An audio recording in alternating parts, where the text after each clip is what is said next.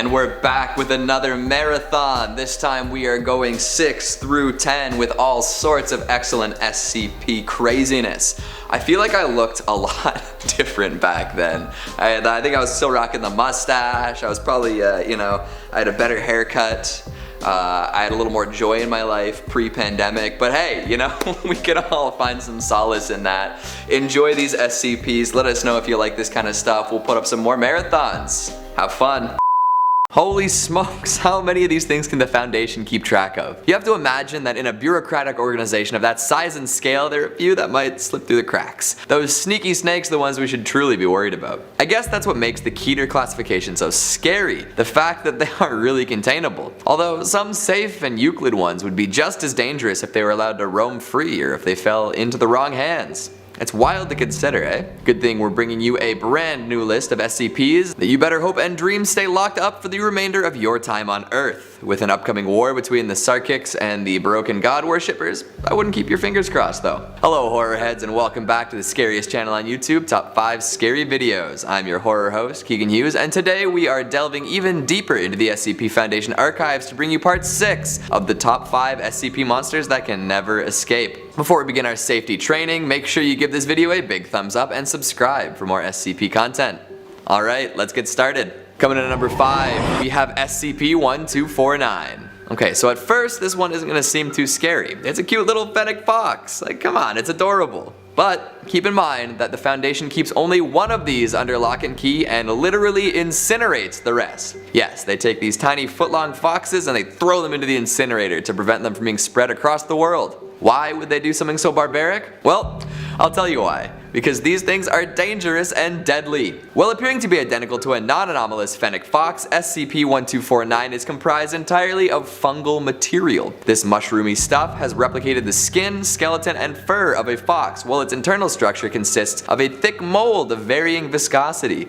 Ugh. It is constantly exhaling a toxin containing heavy amounts of psilocybin and muscimol. So if you take a liking to this fox and you decide to hang out around it, you'll be exposed to this aerosolized toxin. After 2 minutes of exposure, an exposed subject will enter a consistently increasing state of euphoria until removed from 1249's presence. After 5 minutes, they will become highly resistant to pain and begin to behave similarly to those under the influence of psychedelics. Yeah, this fuzzy little pal will get you high. Some of you might be down for that, but not for what happens next. If the fox sees a subject in this inebriated state, they will lie on or against the subject. Soon after this cuddling begins, 1249's skin will appear to melt and grow over the subject. It will then completely envelop its prey and shift it towards its abdomen. There is no known limit to what this tiny guy can envelop, and it is capable of processing over 190 metric tons of food in 1 week. The oddest thing is that the fox will only eat live prey in this matter. It will eat dead subjects and processed food just like a regular fox would. So if these adorable little rascals were allowed to roam free, they would weasel their way into the homes of cute animal lovers everywhere, take them on a wicked trip, and then eat them. Sounds like a girl I knew in university. Filling out our number 4 slot, we have SCP-1536. These odd little ovals have major implications if you really think about it. Usually they just crawl around on the ground using their 2 weird arthropod legs, but something very interesting happens if they're presented with a direct line of sight to a sufficiently complex moving object. 1536 will alter its composition and appearance to match that of the object, effectively transforming into whatever the target is. While in this active state, it will be identical in every measurable aspect, from DNA to skin markings to even memory and personality. It even has the same life requirements, whether that be food and water, oxygen, etc. If it can sustain itself, 1536 will remain in this transformed state indefinitely, acting just as whatever it copied would. Damage and wounds will be sustained as well, and if the object is killed, it will return to its inactive state. It can't copy something from an image or a recording and needs about 16 minutes to cool down after returning to an inactive state before it can mimic once again. Who knows what these things are thinking when dragging themselves around on the ground prior to transformation? Is there a reason they do this? Do they have some sort of evil agenda? Plus, once a human is copied, it essentially becomes self-sustaining to the same degree that the person it copied is, so it can probably find food and avoid danger. What would happen when 2 of these identical clones come face to face? What if an important public figure is copied and it becomes impossible to tell them apart? What if it copies another extremely volatile SCP? These are questions I definitely don't want the answers to. Keep it locked up, throw away the key. Now at number 3, we have SCP-2774. Do you remember the sloth from Zootopia? Could you live like that every day? Slow reaction times, no emotion, a lack of ability to make high-level decisions. I know I couldn't. But if you ever come in contact with the mimetic agent 2774-A, you're gonna end up that way. SCP-2774 is any medium that contains 2774-A, which is a mimetic image of an unknown humanoid entity wearing a sloth costume. Once you see this image, the effects will set in between 40 and 100 hours after exposure. Once fully realized, you'll lose all ability to use your cognitive functions or make higher level decisions, save for a period of about 150 seconds every 24 hours. So basically, you're walking around on autopilot with zero input until you get this short 2.5 minute window. Sounds like hell if I'm gonna be perfectly honest. Subjects who have already been exposed would tell you that it is. During their 150 seconds of lucidity, they're often agitated and fearful, and it's common for sufferers to act irrationally and express dread at the permanence of their situation. More often than not, they will beg someone to kill them or act in ways that would expedite death. At this point, the Foundation has found that the most humane thing to do is terminate the victims. Might be the first truly humane thing the Foundation's ever done. If you're colorblind, count your lucky stars. The image only retains anomalous properties if it contains hues of red and green. And for whatever reason, it has not been found online yet, just in media like movies, TV, and magazines. Home videos too. So all you young folks out there need not worry, the memes on the internet are still safe. Or at least as safe as they were before you knew about this one. Coming in at number 2, SCP-3998. Now this one is a scarecrow made up of very burned human body parts, held together by wicker, nails, and wire. It seems that it originated sometime in the late 17th century, but it still remains very much intact. This burned barnyard accessory constantly exudes flammable liquid from its bones, consisting of human fat and ethanol. Every night between 11 p.m. and 4 a.m., 3998 ignites and is engulfed in flame. Even though the flames are quite intense, it sustains no structural damage. If nobody's nearby, it's no big deal. But if somebody is nearby and meets a set of criteria, they will also spontaneously ignite. As they burn, large quantities of ethanol will appear and start to boil in their stomach, inducing vomiting and causing further external burns, nerve damage, and organ damage. Eventually their body fat will begin to melt, and if they're left to burn long enough, the melted fat-ethanol combo will cause the stomach to violently rupture, often splitting the victim in two. These flames cannot be extinguished until 3998 is also extinguished. So that's pretty violent, right? Burning to death while vomiting ethanol? Well, thankfully, if you're a nice person, it won't affect you. It appears that only people who have killed or physically abused a romantic partner are targeted by these effects. So honestly, this thing's doing us all a favor. Although, if it appeared in a city center, we might have an issue. It could burn the whole place to the ground. And finally, at number 1, SCP-2852. Now this one is really terrifying to me, even though I don't consider myself any of the denominations it targets. This SCP will show up to various Catholic and Anglican religious functions, and even though it has never been seen by any attendees before, it will be treated like an established member of the family. 2852 looks like a white, middle-aged male and is comprised of human cells. However, it has no identifiable organs and its eyes are set into the sockets without any nerve connections. They're just kind of rolling around in there. It also speaks in a word salad. It never makes any sense, but all who interact with it will perceive it as acting normally and speaking intelligently. They'll also always refer to it as Cousin Johnny. Okay. Different terrible things will happen when it appears at baptisms, weddings, or funerals, known as blue, white, and black events respectively.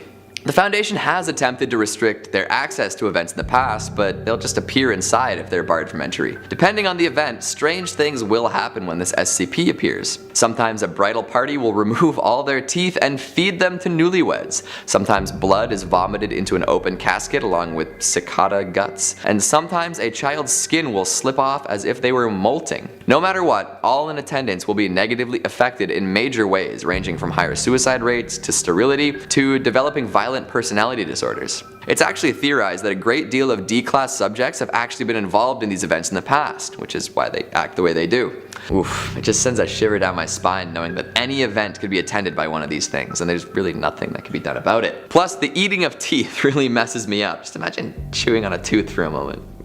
No. Keep these people impersonators away. Yikes. All sorts of stuff you would rather the Foundation just incinerated like a fennec fox, right? But hey, that's the kind of world we live in. What did you think? Have you heard of any of these SCPs before? Which one gives you the goosebumps? And would you like to see any on the list next time? Make sure you let me know down in the comments. Speaking of comments, let's have a look at some of your more fantastic ones from last time. Zexian Ibrahabra says, SCP-049 probably scares me the most. I've seen him in a dream once and instantly woke up in a sweat. When an SCP can just halt your existence because of some perceived pestilence, you better watch your back. Mr. Tax says, remember kids, an amnestic a day keeps the foundation away. Thanks Doc. I'll have it with my morning apple, if I remember. Malachi Cook says, SCP-999 doesn't seem to be that smart. I mean, sure, it's not the smartest, but it is the friendliest. It's like a big, squishy, upper-filled dog. Greninja is Life says, Series 1 is like Kanto to SCP. I never thought of it that way. I do like the comparison though. How do you feel about Kanto, Greninja from Kalos? And Carbon Amorphous says, the Naruto reference, crying laughing emoji. You better believe it, am I right? Okay, I'll go now. Apologies to all the dub haters in the comments. And that's all the time we have for today. Thanks for watching, and I'll see you next time. Another day, another SCP monster list. I'm starting to think of SCPs in terms of Pokemon logic. You gotta catch them all. Wouldn't that make a great app? You know, The Foundation Go? They've done it for a bunch of other IPs, why not SCPs? Make it happen, internet. They're even conveniently numbered already. The parallels are unparalleled, although there are only like 800 total Pokemon and, well, more than 5,000 SCPs, so it'd be a little harder to do. But, you know, maybe just Series 1 or something, and only the monsters, none of the items. But now I'm just rambling about my $1 million idea. Bringing it back in, there are so many terrifying SCPs to discuss. I'm always thrilled to take another dive into the archives and find out some new stuff. The lore deepens with each visit, and I honestly never imagined I would understand so much of the assorted SCP canons. So today, I bring you a new offering of creepy crawlies that you'd be best to stay far, far away from. Hello, horror heads, and welcome back to the scariest channel on YouTube, Top 5 Scary Videos. I'm your horror host, Keegan Hughes, and today we're bringing you part 7 of our Top 5 SCP Monsters That Can Never Escape series. Lucky you. Before we get started, make sure to give this video a big thumbs up and subscribe for more SCP insanity. Wicked. Let's do it. Starting us off at number 5, SCP-525. Name 5 things you would never want in your eye sockets. Needles, dirt, hydrochloric acid, hot coffee, anything that isn't your own personal eyeball. Okay, well, what about spiders? Eye spiders. Spiders. Oh boy. That's what SCP-525 is. It's a bunch of spider legs that want to come together and steal your eyes. So actually, it's a collection of multiple disjointed arthropod legs around 10 to 15 centimeters in length.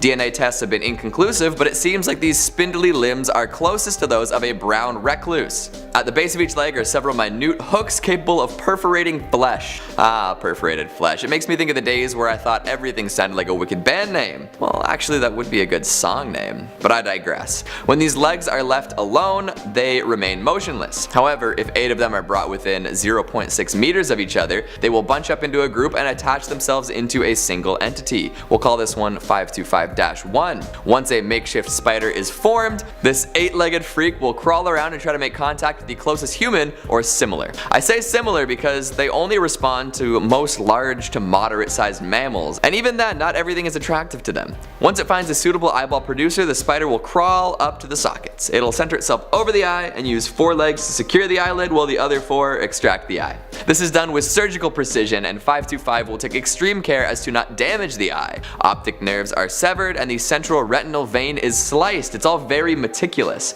Once the eye is free, 525 will implant the base of each leg into the eye, and if allowed to remain, the spider will lay some eggs in the host's eye socket. Nightmarish. These will eventually sprout into new spider legs, which will then go hunting for more eyeballs. After about 3 weeks, the eye out in the world will dehydrate and the legs will leave to find another. Keep your safety goggles on, and maybe consider investing in a space helmet, unless you want the ocular arachnids coming by and snatching your sight orbs. Coming in at number 4, we have SCP-4165. Is anyone in the audience a tortured artist? Like, do you get an idea and you make it and it doesn't turn out how you wanted it to, and then you feel bad and the failure torments you, and it looms like a dark inky shadow in your mind following you around as you attempt to live a normal life? I'm definitely not speaking from experience here, no way. I'm just trying to make a connection between you and the SCP we're about to discuss. SCP-4165 is a 28-year-old human male in pretty rough physical condition. Lots of minor health problems here, but all of that is non-anomalous. The real abnormality is the ink monster that manifests and chases him. We'll call this dark blobular humanoid. 4165-1 has the ability to change its shape, size, and physical state at will. It will typically manifest around 50 meters away from 4165 and move towards it, avoiding any existing obstacles. No interest will be shown in other individuals unless it's attacked or otherwise provoked. If this is the case, it will harden its extremities and use them as weapons or attempt to fill the assailant's mouth and nose with ink. Not nearly as tasty as squidding pasta, unfortunately. If 4165-1 is immobilized or significantly harmed, it will demanifest and then wait around 7 to 10 days before showing up again. A nice week off for our poor 4165. Coming back to the question I posed at the beginning of this entry, there is one instance of the ink monster getting close enough to kill 4165. It has never actually killed him though, and instead if it gets nice and close, it'll pull a notebook and black pen from a hole in its head. This will greatly distress 4165 and often cause a panic attack. If the book and pen are not accepted and used, the beast will savagely beat 4165. It's like writer's block manifesting and then kicking your ass. Like, oh, write the book, you idiot. Oh, who told you? You went out and told everyone that you were gonna do it, now they think you're a hack. Ugh. I don't know.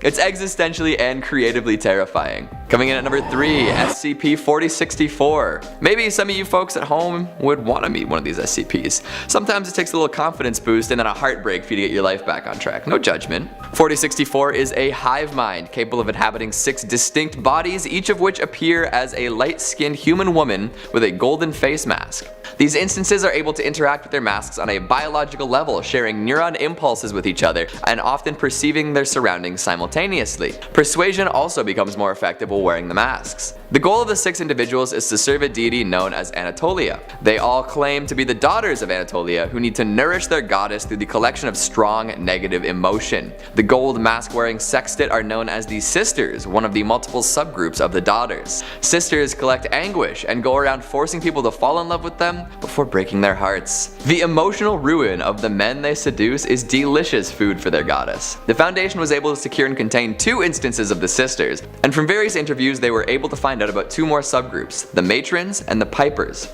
Matrons nourish Anatolia with torture and fear, while the Pipers murder innocent people to collect pure mourning. The sorrow at the passing of a loved one is considered the highest quality food for the goddess. I'll take the breakup, thank you very much. I mean, maybe it'll inspire SCP-4165 to start raiding again.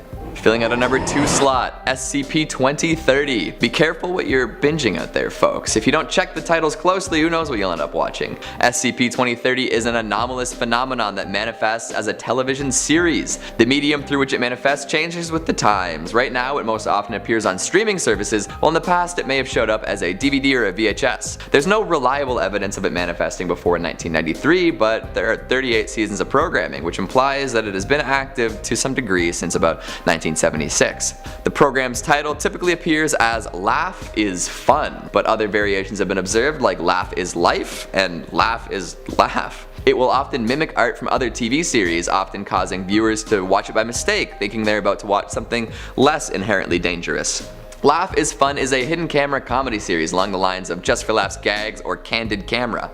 However, the goofs and gaffes being pulled are often strange, violent, and disturbing. Some examples of the pranks I'm talking about would be a husband is skinned alive and stuffed with squirrels and then left beside his wife in bed, or a Margaret Thatcher meat monster falls out of the cupboard and attacks a woman in her kitchen. Individuals subjected to these practical jokes will often react with panic or distress, but as soon as the host of the TV show appears, they become immediately calm. The host, or SCP-2030-1, appears invariably in a 3-piece suit with black and white wingtip shoes. Is always shot from the neck down, making identification difficult. Most participants will express familiarity with the host and often identify him by his known name, Laffy McLafferson. Laffy will always give an odd speech at the end of each episode, and it sums up what we saw in a way that would seem to be like aliens wrote it if they wanted to mimic human entertainment from the 70s. Not quite word salad level, but definitely in the uncanny valley of speech, if that's a thing. All participants on the show are real or recognizable humans, and every last one of them has died of causes unrelated to the show. There is nothing connecting their deaths to the show other than the footage of them on the show. Laugh is fun. Laugh is laugh. And at number 1, we have SCP-4205. What are your windows made of? Do you know the particular variety of glass? Maybe find out, or just stop looking at them. Why? Because you might accidentally catch a glimpse of 4205. This is a visually perceived cognitohazardous anomaly presenting as two adjacent amber-hued luminous oculiform objects within a transparent medium, or in layman's terms, amber eyes appearing in glass. It has been observed in all sorts of glass, the only exception being lead glass. Any sentient being directly viewing 4205 will undergo immediate and irreversible brain death, with all measurable neurological activity ceasing within 500 milliseconds of exposure. It 100% instantly kills people that look at it. An outside observer would see the individual just drop dead. However, for the person dying, the half-second interval it would take to die would seem like it was taking forever. This is stretched out in their perception as the eyes seem to enjoy tormenting people. Yikes. All you did was look out the window and now you're experiencing unimaginable torture and regret. Bad deal. Should have kept your eyes on the screen. Viewing footage of the eyes is safe, but any digital footage will display some level of corruption. And the Foundation terminal that had been used during a viewing event was later found with severe textual and data corruption. The entry for this one is very interesting. It actually mimics the experience of using a 90s era Foundation terminal, so I would highly recommend checking this one out in its entirety. Poor Wade, so self-conscious, so self-critical, but hey, happens to the best of us. Alright, another 5 for you to fret over for the next week or so. What did you think? Had you heard of any of these before? Which SCP do you want to see on the next list? Make sure you let me know down in the comments. Speaking of comments, let's peruse some of your more persnickety ones from last time. Stephen Osborne, along with a whole lot of other people, said, "The Thing isn't a remake, it's a prequel." You guys are very passionate about the 2011 remake / prequel delineation. I mean, it shares the same name and a bunch of plot points, but also, fairly, it is the lead up to the Carpenter version, so I would say that both classifications apply. Chameleon Boy says, "Sad how they pull a Psycho-type reboot again with The Lion King and somehow made tons of money." Yeah, it's weird how brand loyalty can make that happen, eh? Gus Van Sant walked so Jon Favreau could run. Spy Bunny says, "What's with the inhaling before every sentence? So distracting." People tend to need to breathe in order to speak, but I'll work on that for you. Keep me posted on your oxygen studies. Max Gonzalez says, "You mean The Thing from 1982 has Kurt Russell, right? Right?" Yes, I apologize for that typographical error. I wrote 1986 when it was obviously supposed to be 1982. Here's a joke about a typographical error. A man calls out to the waiter and says, "Excuse me, sir, there's a needle in my soup." To which the waiter replies, "My apologies, sir, that was a typographical error. It was obviously supposed to be a noodle, not a needle." And Enkidu Gami Crane says, "Jacob's Ladder remake was very disappointing." And I've heard that, but I haven't got around to seeing it yet. I'll add it to my list of stuff to watch when I want to feel really upset with the world. That's all the time we have for today. Thanks for watching, and I'll see you next time. Hey, you looking for more SCP goodness? Yeah, I figured. Seems to be what everyone's talking about lately. In fact, there's a demand for SCP content like never before. Does that seem natural to you? Sure, it's always been interesting and the writing seems to get better as time goes on, but why is there such a widespread, morbid fascination with these creepy, deadly anomalies? Could it be that the SCP Wiki has some cognitohazardous qualities? Like, the more you hear about the Foundation, the more you're compelled to learn more? And then the compulsion gets more and more intense until you can't do anything other than research deeper? And then soon enough you're squatting in an abandoned basement with no heating, pinning notes to the wall and connecting them with lengths of string? And then all of a sudden a bunch of people in tactical gear burst through the door and dose you with amnestics, and now you're sitting in an empty white room waiting for something but you're not sure what? Or maybe I'm looking too deeply into this. Maybe I should get some more sleep. Hello horror heads, and welcome back to the scariest channel on YouTube, Top 5 Scary Videos. I'm your horror host, Keegan Hughes, and today we've got the latest and greatest in our longest SCP series to date, the top 5 SCP monsters that can never escape, Part 8. Before we get started, make sure you give this video a big thumbs up and subscribe for more SCP stuff. Also, take a look at some of our other SCP playlists if that tickles your fancy. Golden. Let's get going. Kicking us off at number 5, we have SCP-913. If you've plumbed the depths of the SCP tales, you probably stumbled across the name Dr. Wondertainment before. This enigmatic, anomalous Willy Wonka of the underground seems to enjoy creating strange toys to bring joys to girls and boys. Usually these playthings things have odd qualities that really aren't suitable for use by children, but we'll ignore that for now. Wondertainment created a whole line of Little Misters brand people a while ago, all human, all anonymous. There are 20 in total, including one discontinued Mr. Red and number 0, Mr. Collector himself. Some are considered safe and don't really pose any threat as anything other than a human, while others are a little more unpredictable. SCP-913 or Mr. Hungry falls under the unpredictable descriptor. He's a middle-aged man with an extremely fast metabolism. So fast, in fact, that he requires the recommended daily caloric intake for a normal human his size once every 2 hours. If this caloric requirement is not met within the 120-minute time limit, Mr. Hungry will enter a trance state. While in this trance, he will break down and ingest any solid matter in sight. Literally everything, even stuff that would usually be indigestible like wood, plastic, and metal. To make matters worse, he will not distinguish between living subjects and other material. So yeah, he might just eat someone to calm his rumbling tummy. Mr. Hungry can rend objects with an estimated force of 3,000 newtons and has an estimated bite force of 5,000. For these reasons, the Foundation has elected to keep him in a reinforced steel cell, constantly being fed nutritive slurry through a catheter. If he got out and got hungry, there's no telling what he might eat. Coming in at number 4, SCP-909. Just to stay on the Dr. Wondertainment train of thought for a little while longer, we'll take a look at another one of the more dangerous little misters. 909 is Mr. Forgetful, who may or may not have been created to cover the good doctor's tracks in case of trouble. It's a young adult male who seems to be suffering from permanent anterograde amnesia. He's vaguely aware of his condition, but doesn't remember anything aside from memories that he's developed through the anomalous qualities that he has. If you were to interrupt Mr. Forgetful mid-sentence, he would likely just revert to a confused state, being unable to remember where he is, what he was doing, or how he got there. The anomalous properties stemming from this are quite interesting though, and have wide-reaching implications if you were to ever escape custody with an individual who is a little wrong-minded. Any experience that 909 describes through writing will immediately enter his long-term memory. However, this experience will also disappear from the memories of all other individuals involved. So hypothetically, he could hoard all sorts of information and keep it from everyone else who might have experienced what he's thinking about. Imagine if a malicious person had him erase memories of theft, murder, terrorism, or treason. The world could quickly go to shit and no one would even realize. Not the kind of power you want out and about in the world. Oh, and as a side note, just in case you were wondering, 909 is very allergic to peanuts. Keep an EpiPen close by if you're with them. Coming in at number 3, we have SCP-2009. This is a mutation-causing mushroom spore. It makes people into other people and then turns them into reproductive machines.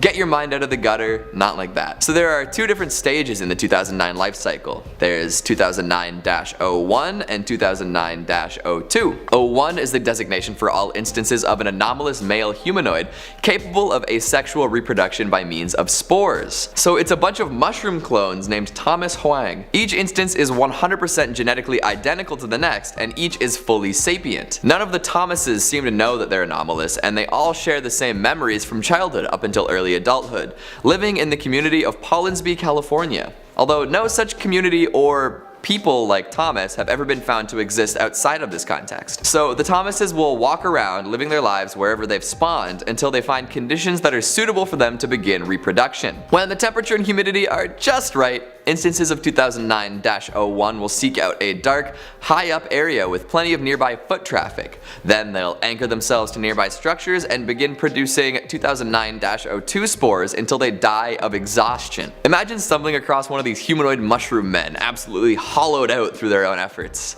Oof, just being a janitor sweeping along and you find a corpse, an empty corpse named Thomas. The spores then float off and infect humans who are unfortunate enough to breathe them in. Within 3 to 4 days, those infected will become nauseous, lethargic, and sensitive to light, and by the 8th day their physiology will have totally changed to match that of the other Thomases. The folks will notice along the way that their body is changing and become very distressed.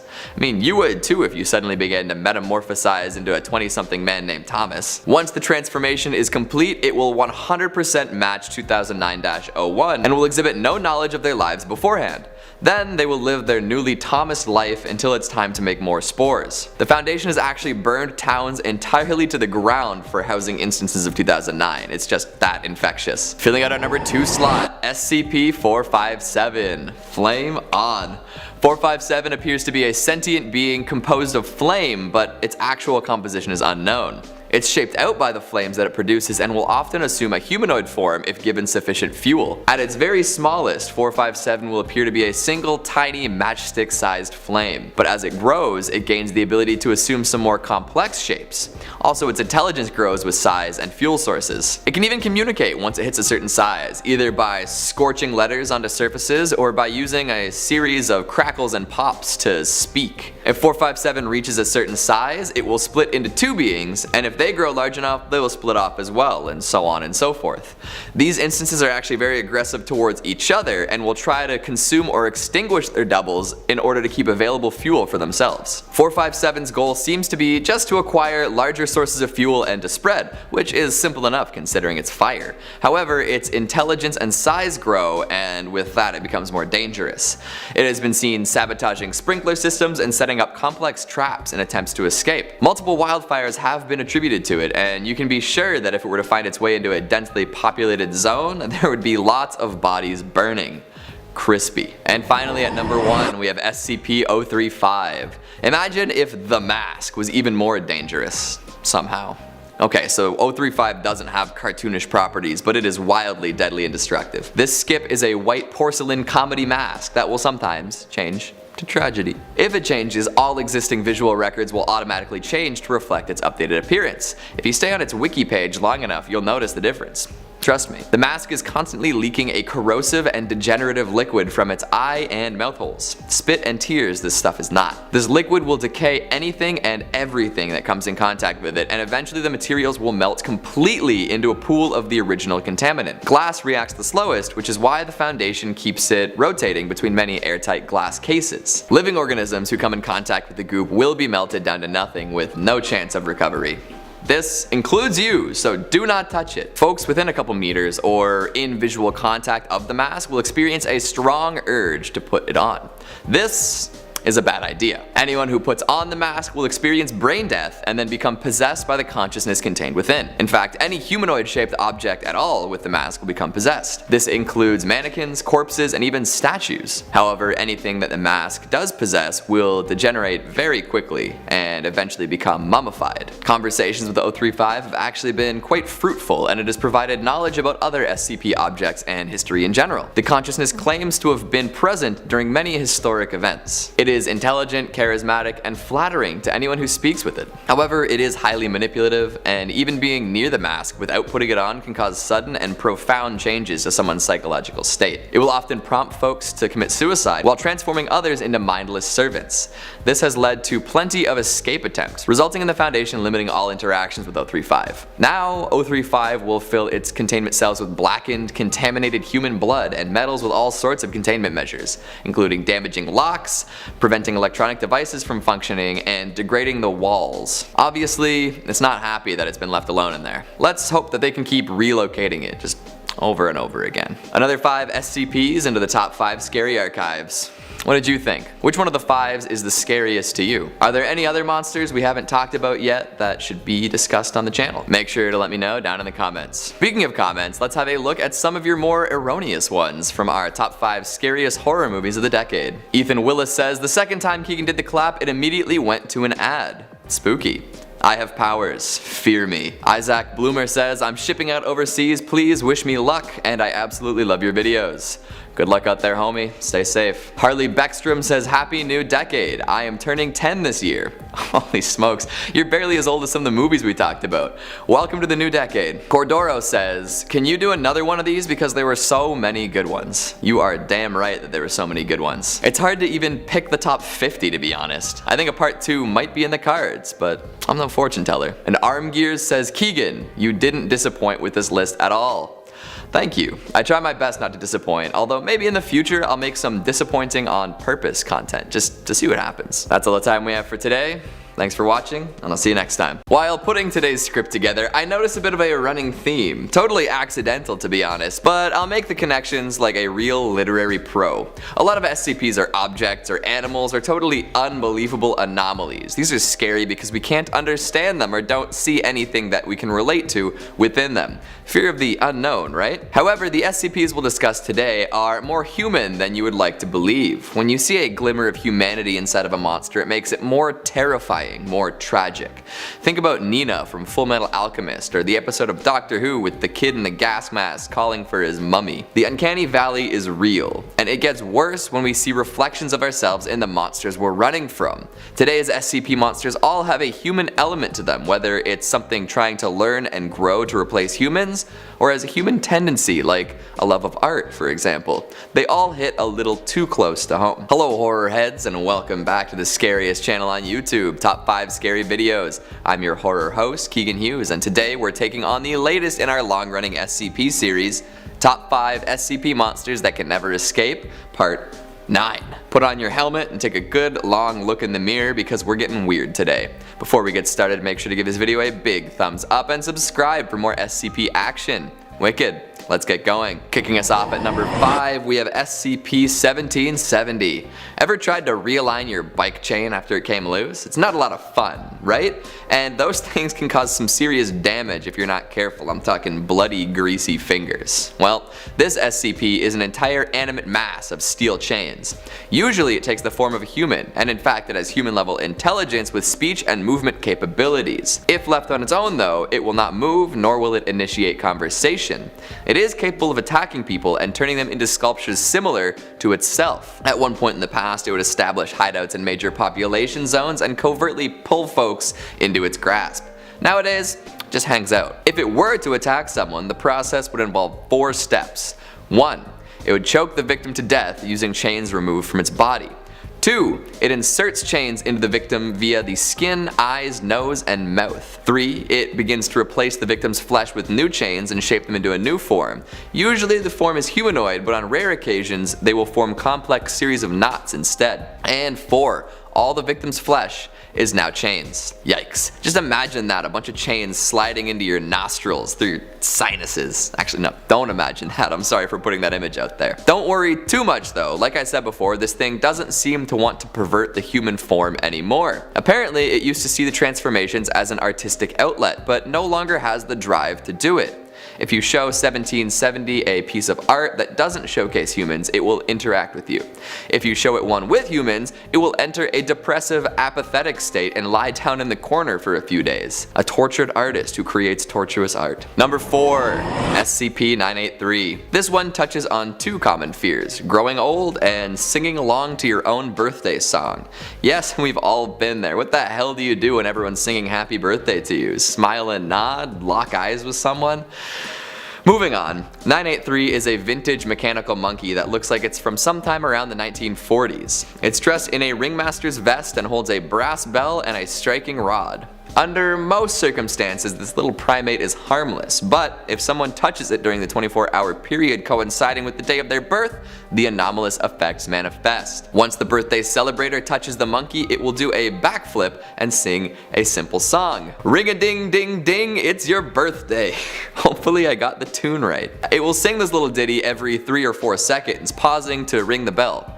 Every time it sings the song, the newly matured individual will appear to age by 1 year. This will continue until the person sings along or dies. Yep, this little monkey will sing you to death. Good luck. It's not fully understand how the sing-along works or how to guarantee the desired result, but if you do manage to fulfill the requirements, the monkey will triumphantly declare birthday and stop ringing and singing. Then a single gumdrop style candy will be produced from the bell. Depending on how you sang, the candy will be a different color. A perfect sing-along will produce a crystal clear candy with luminescent properties. A near perfect one will produce a clear one without the sheen. If you eat this candy, it will restore the years you had lost during the process, and if the shinier one is consumed, it may even restore some extra life. Forget fountains, we found the mechanical monkey of youth. If the person is unable to sing their part correctly, they will eventually die from age, and the monkey will produce a black candy. Do not eat the black candy. No, not even if you like licorice. Coming in at number 3, we have SCP-2690. I'm gonna do my best to explain this one, but it is quite odd. This is an unidentified object that initiates an LK class species transmutation event classified Seraphim 1390. Anyone who undergoes this event is to be classified as 2690-A. What exactly happens is up for debate, but it seems that folks who come in contact with it are transformed into something awful. Terrible beings that think that they're angels and that other people need to undergo that process as well. It's so beautiful, they say. We need more people to understand. 2690-A specimens have been left to their own devices to study 2690 itself. They've come up with their own containment procedures and description. It reads, "Touch it, read it, please adore it. We need so many more. We stay here where it was interned until it takes flight." Somehow that seems a little different than standard containment. Please come touch this thing, it's beautiful. Yeah, I'm gonna keep my distance. The report also describes the SCP. It could speak once, it needs us, or sorrow consumes it, but oh, how bright. Oh, wings unfurl over your face and your feet and your chest in light of it. Oh, such glorious luster. It illuminates flesh until it has had enough. But worry not. Love is inside of you. That is how we were meant to be. To learn that it was always in us is our greatest gift. To keep it to ourselves is sin. We can all fly if we try hard enough. Getting major cult vibes for sure, but hey, they think it's so great, why not give it a try? Filling out our number 2 slot, SCP-3994. Normal human people, like Mark Zuckerberg or Alex Jones. Honestly, it wouldn't surprise me if they turned out to be alien shell-covered goo. 3994 is a collective designation for a cluster of extraterrestrial entities. They develop and inhabit outer shells that look like humans and will mimic the appearance of a pre-existing individual if there's one nearby. If there isn't a human nearby, it will still form a shell based on approximate knowledge, which again could be the inception of Zuckerberg.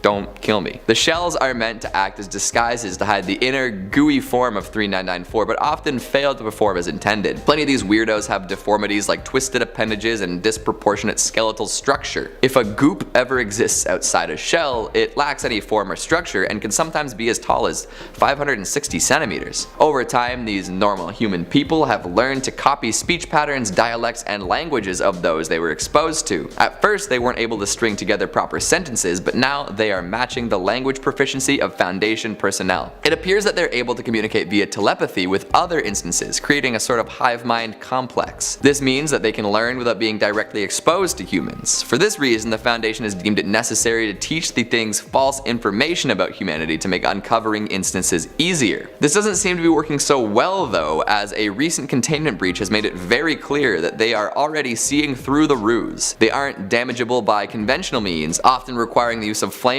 or acid to destroy them. And very soon, they could probably take over the top of the food chain. And finally at number 1, SCP-3456.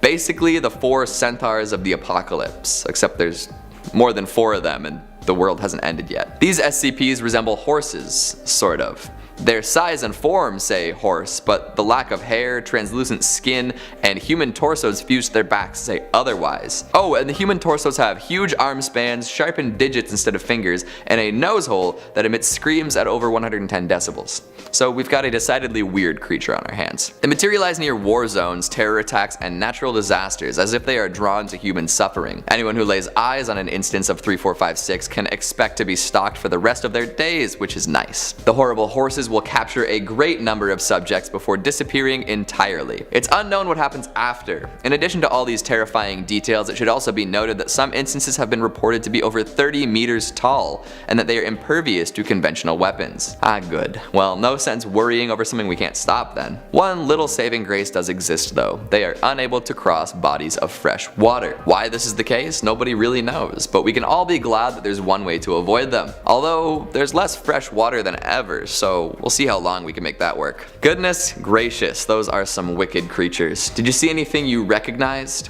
What human traits would you never want to see in a monster? Make sure you let me know down in the comments. Speaking of comments, let's have a look at some of your more visceral ones from top 5 scariest redacted SCP monsters. Robert the Dude says the scariest redacted SCP has to be redacted. This thing gives me nightmares for data expunged. I also think redacted Data expunged. Pit Symbiotic says, top secret he says, and now we all know. What have you done? I've informed the public. Use this info while you still can. Gianna Beckman says, whenever you guys talk about SCPs, I think of Jumba's experiments from Lilo and Stitch. That's a great comparison. Jumba's like a Foundation researcher giving each entity numeric titles, and everyone else just decides to give them pet names and run around having fun. Bendy20 says, why isn't Lucy on this list? She's too well known to be redacted. Her cognito-hazardous qualities are just too powerful. And Flamingo Fan says hi. Hey, that's all the time we have for today. Thanks for watching, and I'll see you next time. Hello and welcome back to the scariest channel on YouTube, Top 5 Scary Videos. I'm your horror host, Keegan Hughes, and we've got a milestone video for you all today. The top 5 SCP monsters that can never escape.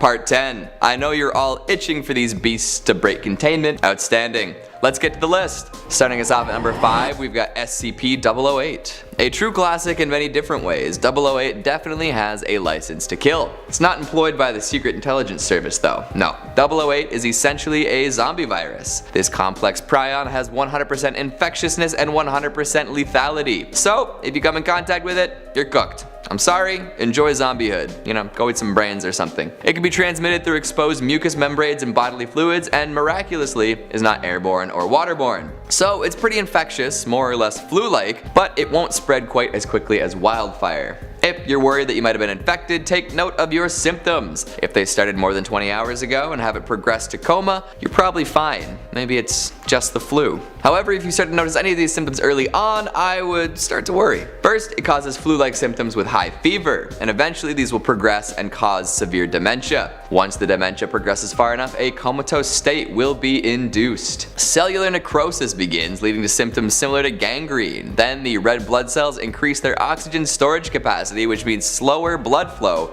and increased muscle strength and endurance. Metabolism flatlines, and infected folks can survive on years without nutrition. Then people start acting like zombies. Slow walking, shambling, groaning humanoids with a taste for human flesh. If the 008 infectee notices any sights, sounds, or smells associated with living humans, it'll make its way in that direction. In classic zombie style, the only way to cure the disease is with severe trauma to the head. Headshots only, no cures. Containment is basically quarantine and incineration. Brutal. However, SCP-500 has been shown to cure the disease, even at advanced stages, but, you know, there's only 50 some doses of 500 left, so we're not going to be using that on every zombie that comes across. Right now, researchers think that 008 did not form naturally on Earth. Alien zombie plague. I feel like I've seen that in the B-movie section. Coming in at number 4, SCP-1810. This freaky fellow is a tall French-speaking humanoid covered in charcoal gray cloth. Nobody's seen the face behind the drapery, although there are 2 large metal discs in place of its ears. While being extremely tall and preternaturally strong, 1810 has the mind of a child and prefers to be called Pierrot. How's my French? Oh boy.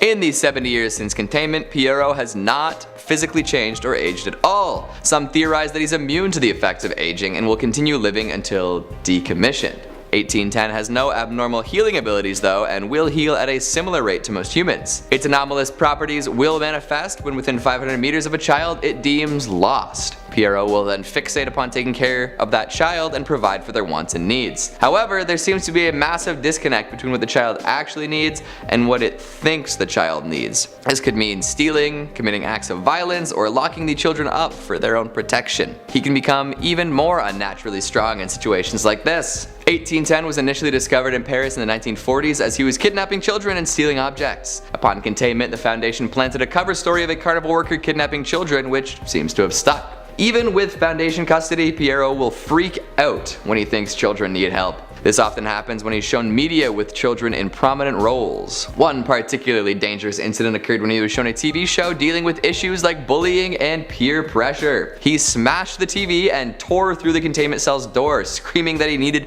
to protect the babies. Since then, the Foundation has been a little more careful in what they show. Upon interviewing one of the children protected by Pierrot, it was discovered that he had many children under his watchful eye, and that he was totally misguided in his attempts to take care of the children. Most days would be spent gallivanting in the tunnels, eating what could only be assumed was rats, and giving poorly made gifts. The girl recalls him providing her with a real unicorn, but it was always tired. What was really gifted was a mutilated horse with a fake horn. Oh boy. Post-containment, many emaciated corpses were found in locked rooms. Not the ideal caretaker. Coming in at number 3, we have SCP-772. Currently, this one slumbers in a complex network of icy tunnels. If it were to ever wake, we'd be in huge trouble. 772 was found in Greenland by a team of folks researching global warming. While exploring a glacier, a vast network of tunnels was discovered. The team found a chamber hosting a large, coiled serpentine body, and soon after this discovery, the folks present fell ill. The folks present felt ill symptoms of all varieties: swollen lymph nodes, necrosis of skin, and more. By nightfall, every last one of them was dead. Foundation agent caught wind of the story and began investigating. The SCP itself is a giant terrestrial serpent of unknown origin coiled through the series of tunnels. Some of the tunnels are marked with ancient Nordic script that predates the settlement of the island by Eric the Red at the turn of the 11th century. Nobody is sure how long it's been sleeping, but we're sure glad it is. A great deal of its body is embedded in the glacier, probably due to it shifting and changing over time. Even though it is hypothetically stuck, nobody wants to test the structural stability of this glacier. Keep it that way, please. In addition to its immense size, the snake has a particularly deadly defensive ability that I may or may not have alluded to earlier in the entry. The serpent's skin secretes a toxin that has yet to be identified and currently has no antidote. It also causes death in all manners of ways, and there's no consistent deadly effect. Toxin has also been found in less potent concentrations coming from the snake's breath. So yeah, it can also weaponize this deadly, unknowable poison. Great. Giant death-exuding snake.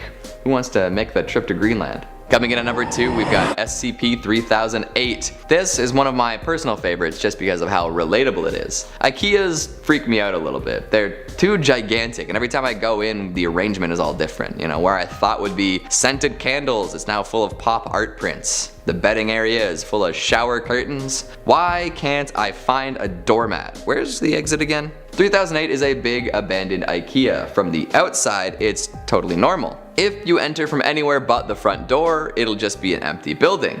But if you walk through those front doors and out of sight, you are relocated to 3008-1, the infinite IKEA. I heard Kubrick was in pre-production on that. The inside of 3008-1 is a space resembling the inside of an IKEA, but like way bigger. No visible walls, no visual clues that might terminate at any point. Even laser rangefinders have brought up inconclusive results. The space could be infinite. An unknown amount of people are trapped within and have been since before the Foundation put containment into effect. The IKEA-ites have formed rudimentary civilizations and built fortifications and settlements to defend against 3008-2. This is where things get weird. These faceless, exaggerated IKEA employees walk around during the day as if they were perusing the show floor. However, whenever night falls, they become extremely aggressive, attacking folks and uttering the phrase, "The store is now closed. Please exit the building." I guess IKEA got serious about their security after all those vloggers stayed overnight. These oddball employees will lay siege to different settlements and have successfully brought many foundations down. Apparently they're attracted to pieces of other employees, so you better be pretty meticulous while cleaning up post-battle. There are exits to the outside world, but their locations are inconsistent. So far, only one human male has escaped during containment and was followed by an instance of SCP-3008-2. The faceless Noid killed the man and was subsequently gunned down by Foundation personnel. An IKEA notebook was found in the man's pocket with an account of his experience in the furniture store. His journal depicts a bleak existence, but one not totally devoid of hope. While surviving on Swedish meatballs and bottled water, he discovered that most people trapped in the IKEA were not from the same time, place, or even universe. My theory is that the IKEA opens up in all sorts of different dimensions, taking in a few people at a time. How else would hundreds of people go missing in an IKEA with no recourse? Coming in at number 1, we've got an SCP-1730. What happened to Site-13? Seriously, I can only hope to give you the barest of bare-bones explanations here. 1730 is an entire Foundation site from a different timeline or universe or dimension. There's no way to confirm any of that. At one point, it was full of anomalies, researchers, doctors, and the like. However, in whatever alternate universe this takes place in, the Foundation is a much less ethical organization. Less protection, more pain. Site-13 was meant to store humanoid entities, but humanoids and humans were not treated the same. Nope, if it was humanoid, it might as well be subhuman and treated like garbage. A doctor researching anomalous humanoids would dispose of the bodies with an incinerator, somehow turning them into weird, toxic gel. The gel caused all sorts of problems, including turning the still living anomalies into viscous abominations. Some of the anomalies that should have been disposed of by doctor's orders were spared, but then they were taken over by the goo. The goopy beasts then took over the site and pretty much made life hell for anyone present. Also, at some point, Site-13 contained God? Like, actual God? That's getting crazy. On top of all these insane things going on, there was also a machine built on site called the Thresher. This highly volatile piece of technology was capable of teleporting the whole site to other universes, but didn't always work. Because of this, Site-13 was full of anomalous topography, also known as hallways ending where they shouldn't, walls moving around, the floor disappearing sometimes, and more. The entry for 1730 includes a smorgasbord of exploration logs detailing the exploits of all sorts of MTFs sent in to investigate and rescue. A laundry list of lunacy is contained in these logs, with appearances from deadly leeches, writing on the wall mimetics, crystal butterflies, no-clip sludge that makes legs invisible, the Gate Guardian, SCP-1810, and as mentioned previously, literal Abrahamic God. Tau 5 Samsara makes an appearance as well, which always makes for a fun read. What really happened is sort of up for interpretation, but I am happy to say that Site-13 is currently not in our dimension, although it could make it back someday.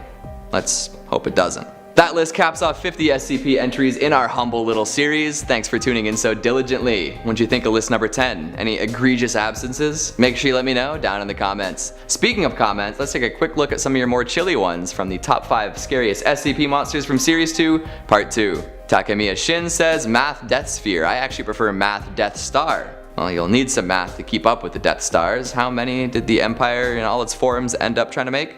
At least 3, right? Technorave says Mal-O just needs a hug. And I volunteer you to be the first one to try and give it one. Good luck and let me know how it goes. Hex Vibe says awesome, I love cookies. Hold it right there, mister. Aren't you a dog yourself? You should be ashamed. Emil says okay.